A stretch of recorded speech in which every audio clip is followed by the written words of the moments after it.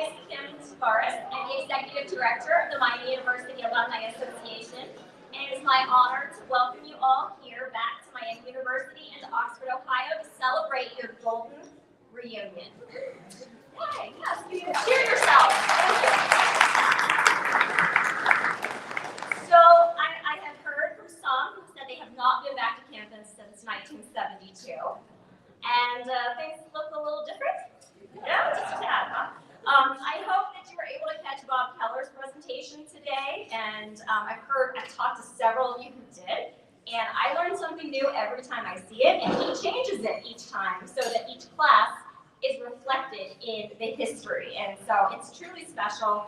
And weather is going to be great. It's probably the best alumni weekend weather we have ever had in terms of it not being 110 degrees. So please get out and about on campus. There was a tour today, but if you have a chance to walk around, to take up our students on a golf cart ride and just see everything for yourself and really make some new Miami memories, that's what this weekend is all about. You and 1,300 of your closest friends from the classes of 1950 all the way up to the class of 2022 are here celebrating with us this weekend, and we have a lot of fun things planned. We're going to kick it off here tonight, as I said, to honor all of you. So one thing that you have is appropriate since this is golden. You were all given a golden ticket when you arrived today and has your name on it. If you don't have that, that's okay. If you have extra, you can raise your hand. If your name on there is not in a way that you would like it to be read tonight, we can also help you adjust that. So just wave your hand in the air if you'd like to make an adjustment to your name, or if you would like a new golden ticket. And hang on to those. We'll use those for the medallion ceremony tonight after the dinner. And I appreciate any pronunciation tips. If you would like to put that on there. Financial tips I don't need. Pronunciation tips, thank you very much. I would like that. And we would not be here tonight if it were not for the hard work of your fellow alums and your reunion committee members. And I really want to thank them for all they did to make this possible, and especially your two co-chairs, my good friends, Pat and Connie Sidley. And I will ask them to come up here and serve as tonight's MCs.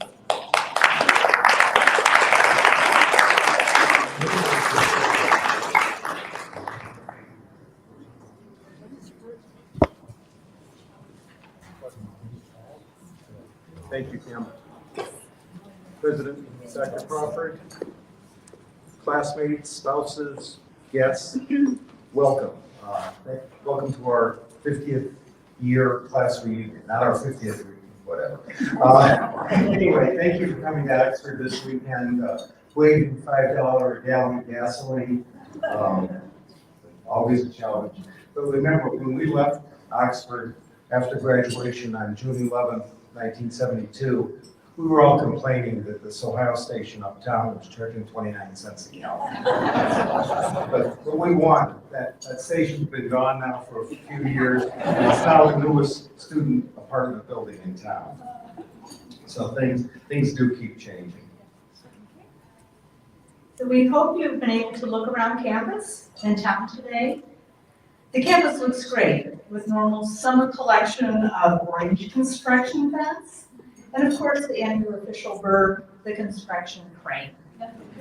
All this work is a sign of the continued growth and strength of Miami, which President Crawford will tell us more about later. Since we live here in Oxford, some of the changes are not as obvious to us as they will be to you. But the biggest change is students. There are a lot of them. Current enrollment is about 20,000 all in. And while they still occasionally do some stupid things, one-on-one, they are just terrific. Just exceptional folks.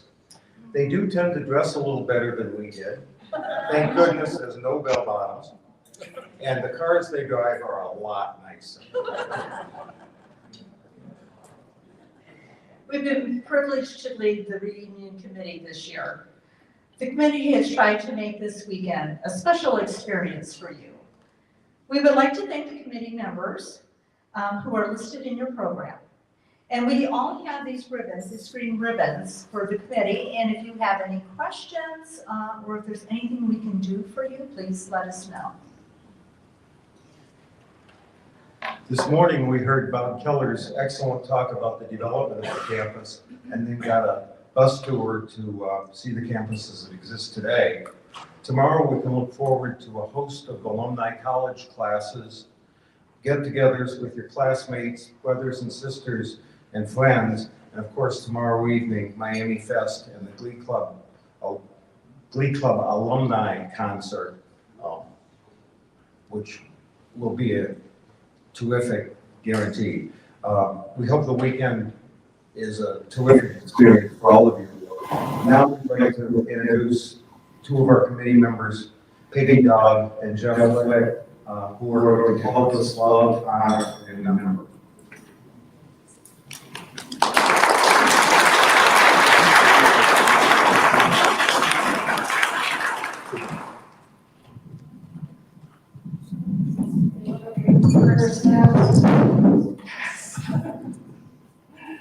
Hello.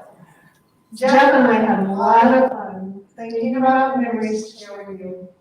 Doing this coming up with memories ranging from the phone booths in the dorms we used to call home, to the Twin Peaks and the vending machines, from a homecoming football game where there was definitely a man with a jetpack, to the fact that every group you joined had its own set of songs and a song leader to lead you in singing them.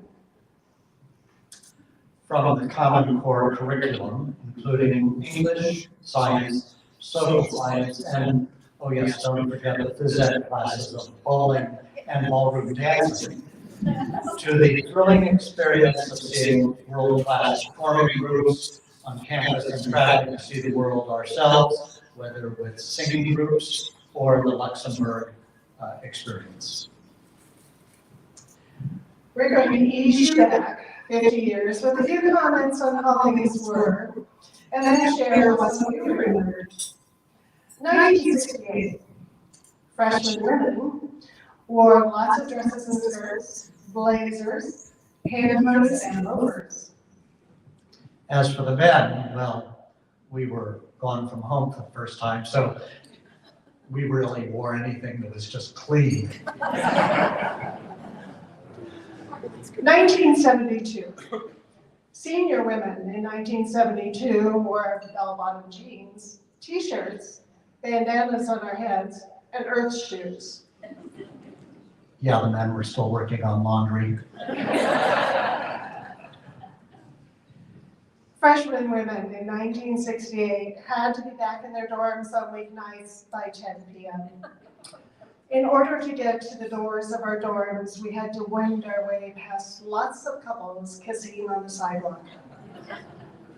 Freshman men had nothing much to do after the women were locked away. Let's not kid ourselves. So we just went back to our dorm or maybe uptown. 1968, freshman women had to sign out in a book kept at the lobby of their dorm to say that they were going off campus, even to the drugstore uptown. Yeah, again, no. But those are only our memories, and we want to share with you a few things we found that had been shared by you on the memory book pages. And if you haven't looked at that memory book, it's really quite wonderful to have this all online and accessible. The first comment was, From Martha Jo Wildman Breyer, who I think went by Marty when she was here. I loved the whole campus. It was so beautiful. I enjoyed walking everywhere and riding my bike.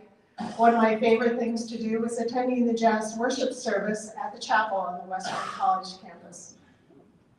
I have fond memories of the picturesque Miami University campus. Phyllis Bailey Lehrer says, living at Ogden Hall and listening to the Beta Bells.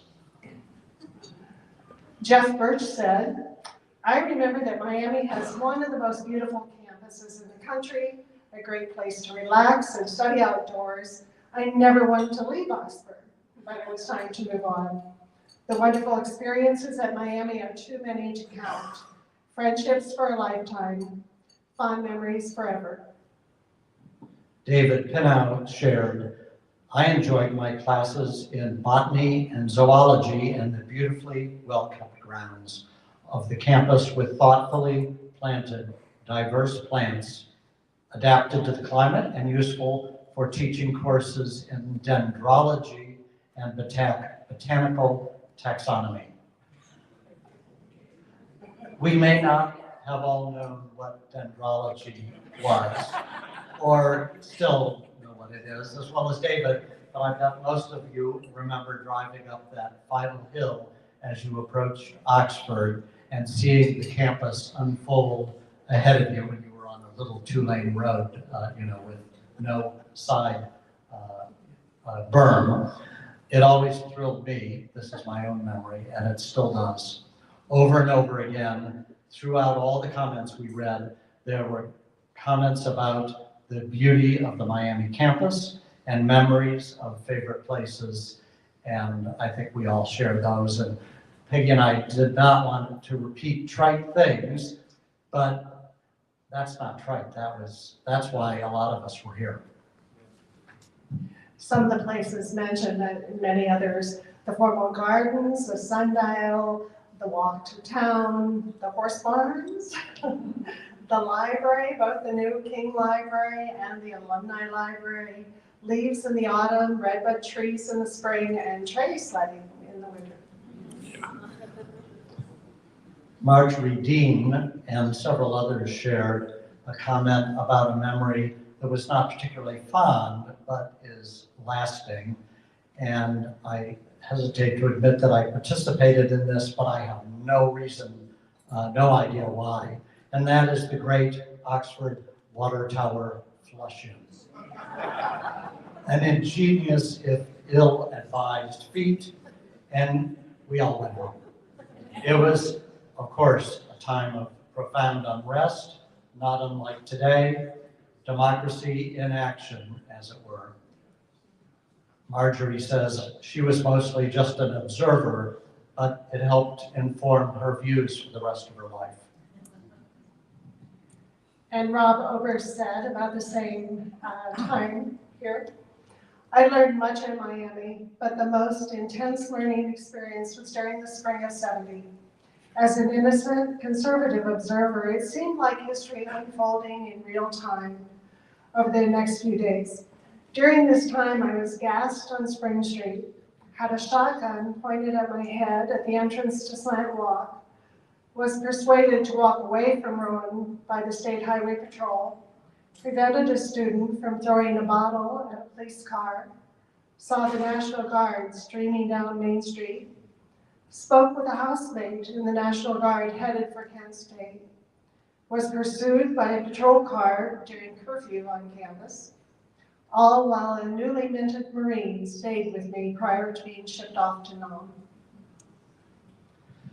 So yes, we will forever be known as the Miami generation that took over Rowan Hall, had the flush-in, were horrified by the tragic shootings of students at Kent State, and were sent home soon after. That spring marked the dividing line between the two halves of our Miami years, and it was a huge transition for us personally and for the whole country. Now shifting to a lighter note. We found a few favorite memories that we are fairly certain the statute of limitations has run out on. But just in case, we're going to make these anonymous. Anonymous person one says, I remember forging my name to get into the stacks at the Alumni Library. Anonymous 2. Since MU was a no-car campus school when I attended, every night my roommates and I had to change the hiding place of the used Pontiac that my one roommate's father bought for us to use. Cost of this used car was $50.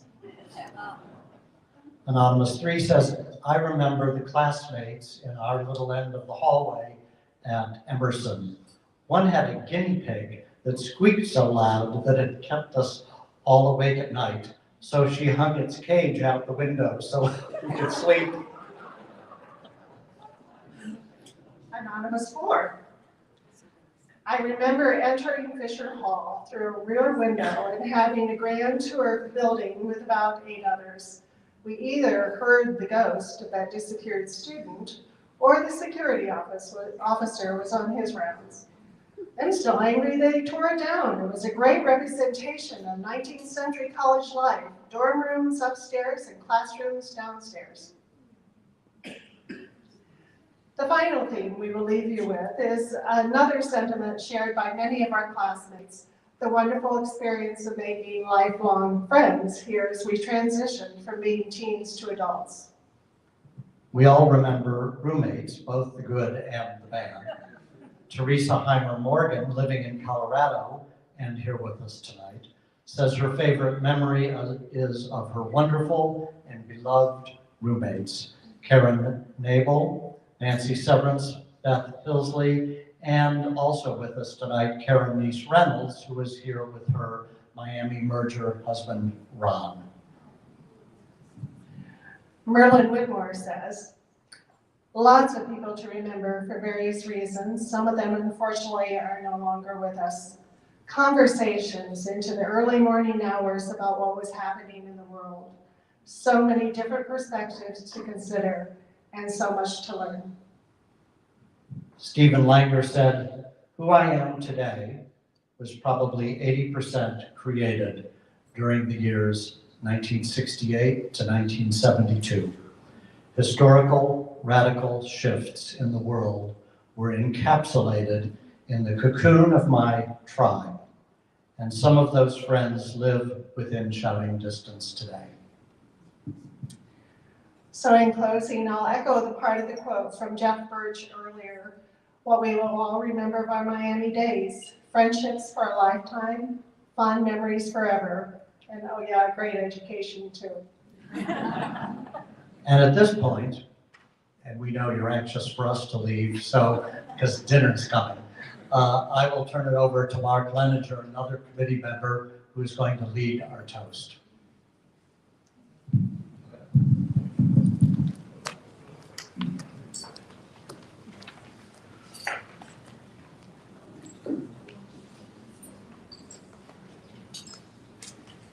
Oh, geez. Well, thank you, guys. You know, this kind of looks like a freshman dinner on Sundays. All of us, you know, having to wear jackets, ties, and dresses, and kind of pair up. I wonder what students would say, you know, today. Probably not. But in thinking about what we need to toast, several ideas came up. One was about divorce and purity, but they're no longer there, so I can't toast to them. You know, 3 things came to my mind. Was a hail and farewell for all those that are no longer with us. The second is our class, and you know what we have achieved over the years. We're all here. That's number 1, which is a good thing.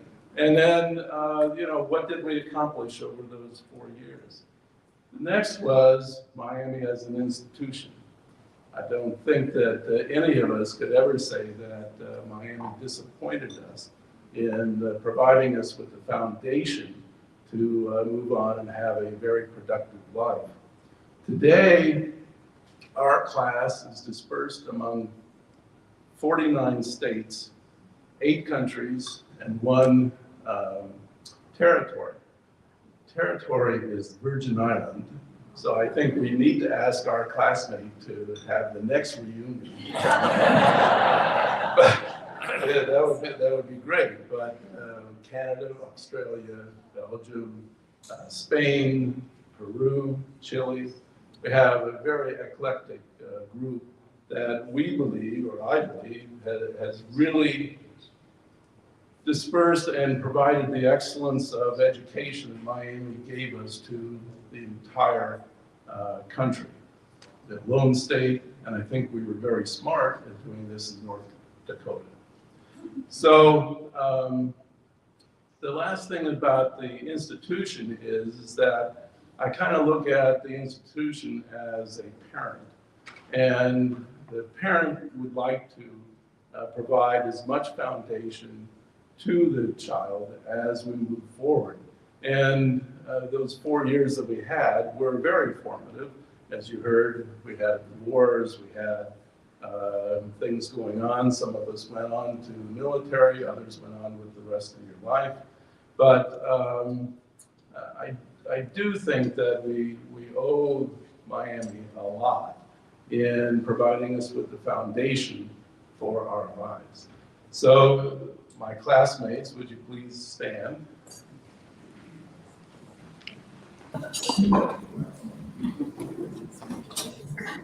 So I propose to host a hail and farewell to our classmates that are no longer here, to our class, 1972, which did a phenomenal job and has represented the university very well, and to Mother Miami, hail and farewell to, love and honor to everyone here and in the future generations. I hope that Miami does as good a job in the next generation as it did for us. Cheers. So, it is my distinct pleasure to say, dinner is served.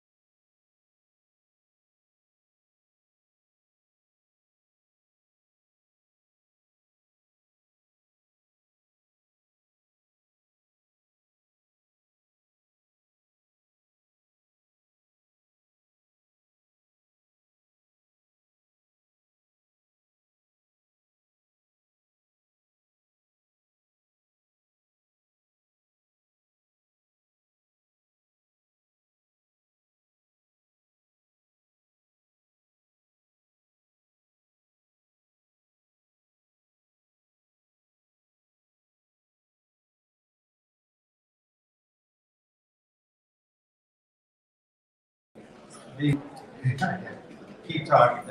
She has never said that to me before. Before we start with the official part of the program, I would like to ask all of us to give a round of applause to the Miami Catering Department staff who did a great job for us.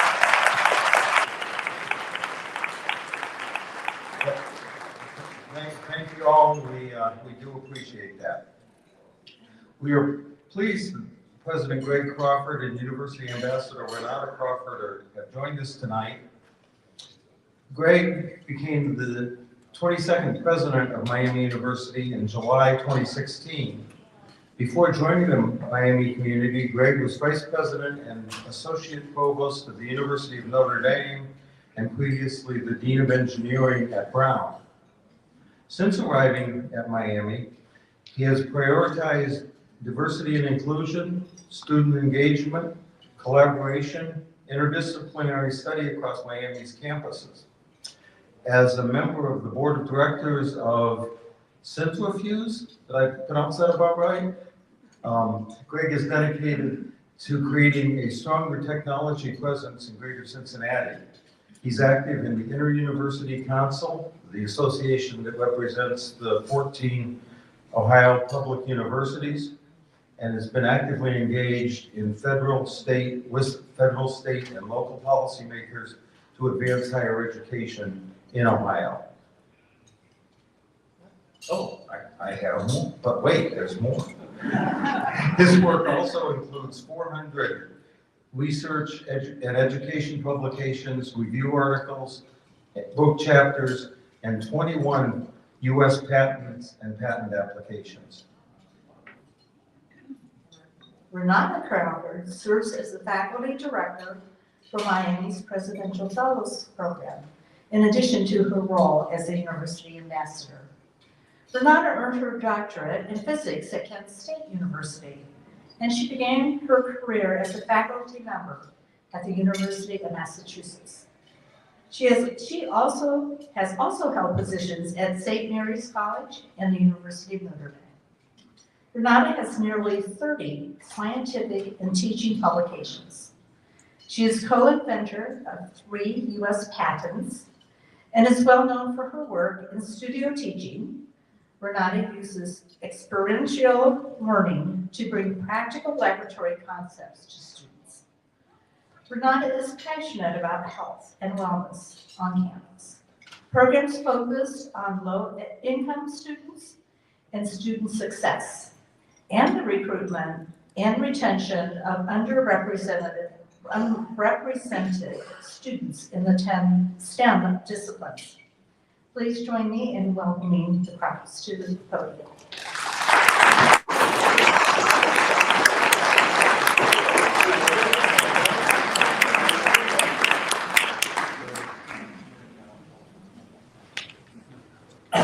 All right.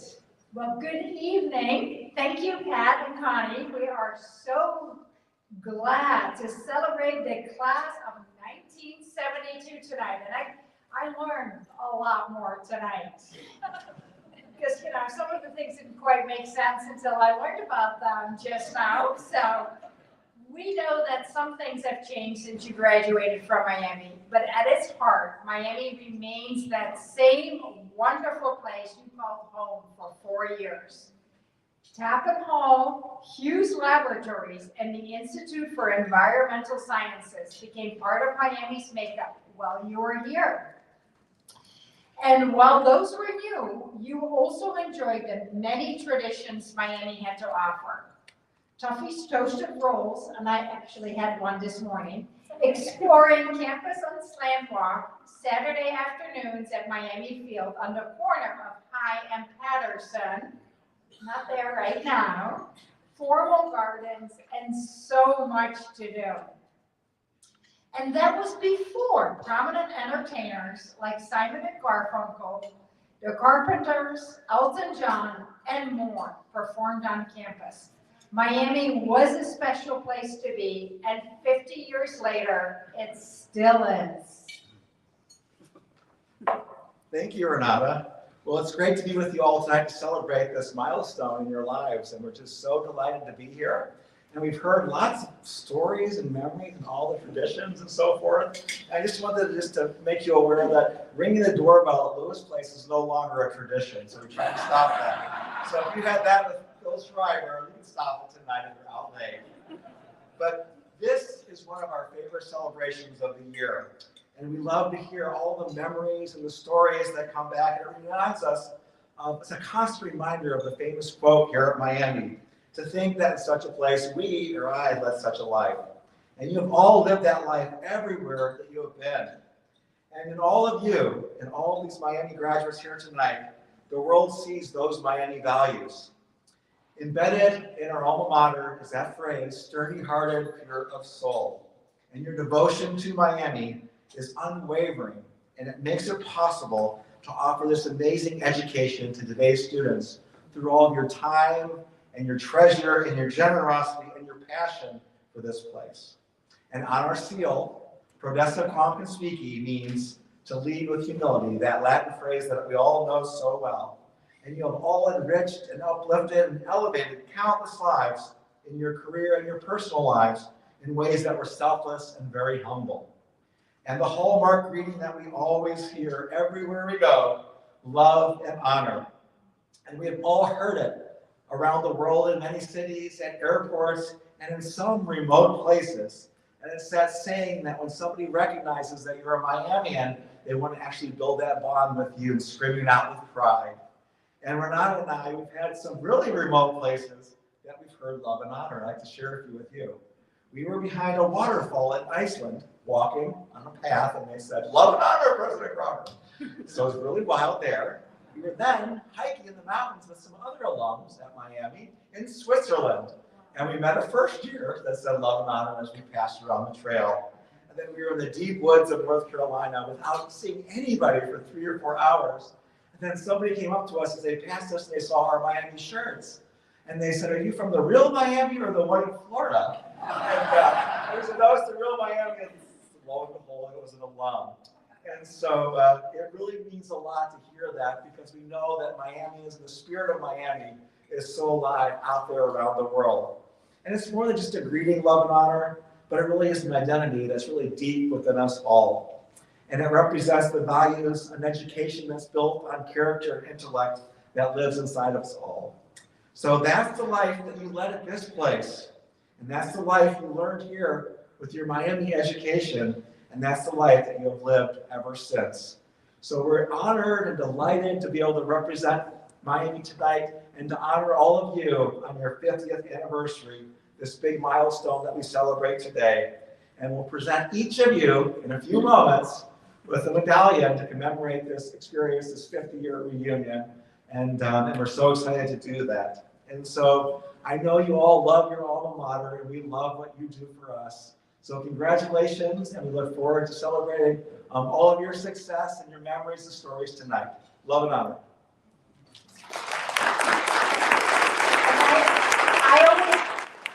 I appreciate the honor of, being Miami University ambassador, but all of you are the real Miami ambassadors with everything that you do for the university and for those students currently doing everything that you do and the difference that you make in the world. So thank you for being amazing university ambassadors.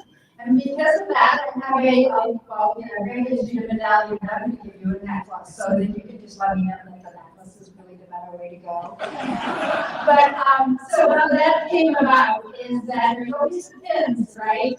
And so I didn't want to, the pin was always poking me, so I decided to break up the back, super glue it onto a little charm. And Greg said, what are you doing? Because I'm doing this like a vacation in Lewis Place.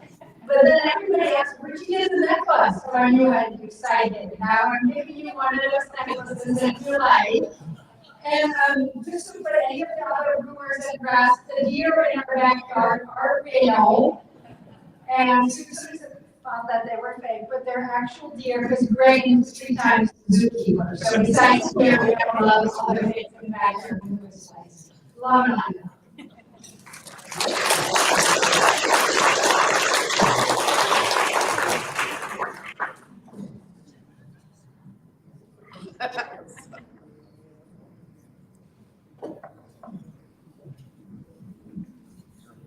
Thank you so much, Greg and Renata. We are glad to have you as members of the Miami family. We would like you to remain here for a little bit for our next presentation.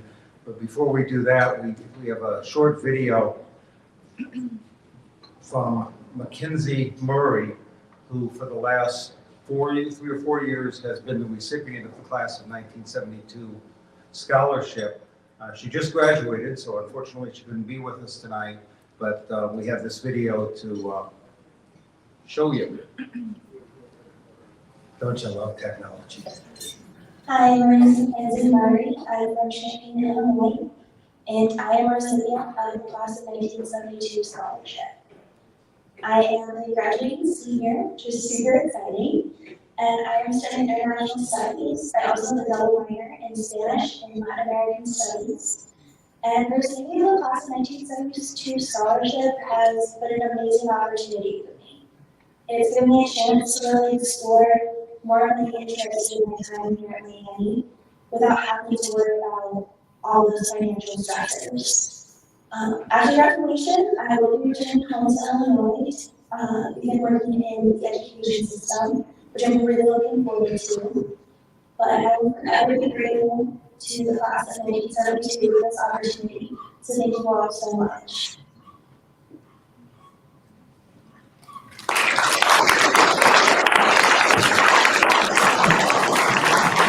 As we all know, Miamis have a long tradition of supporting each other.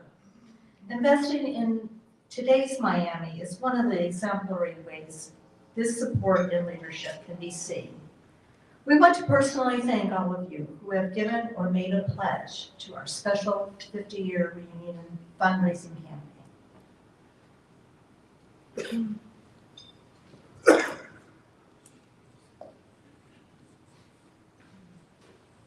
President Crawford? President Crawford?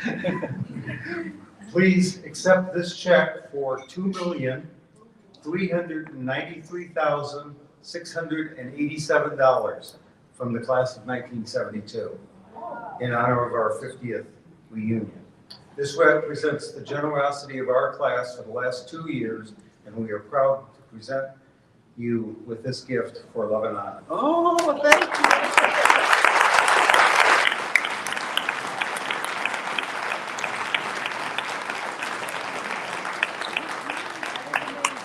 That is amazing. Right here. So I don't know what big bank you have to take that to today. I'm sure Dr. Kramer will find something. You're up. So we truly do hold dear our alma mater, for how it shaped our lives, for how it will continue to form its current students and faculty. And we hope this gift from our class will help you in the important work you do for Miami. Thank you. Now, please join me in welcoming back to the podium Executive Director of the Alumni Association, Kim Taveras, who will begin the medallion ceremony.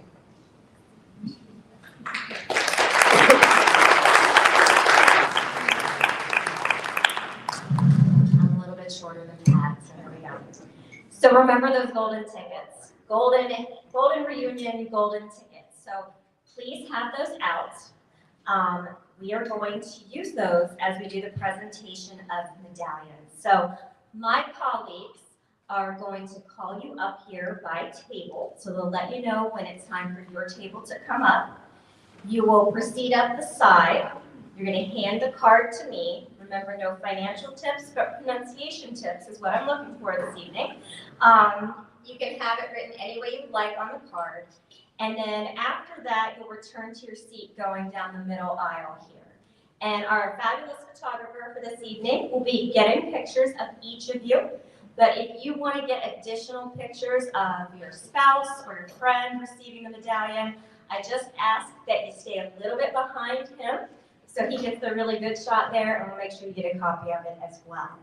So we are going to go ahead and get started.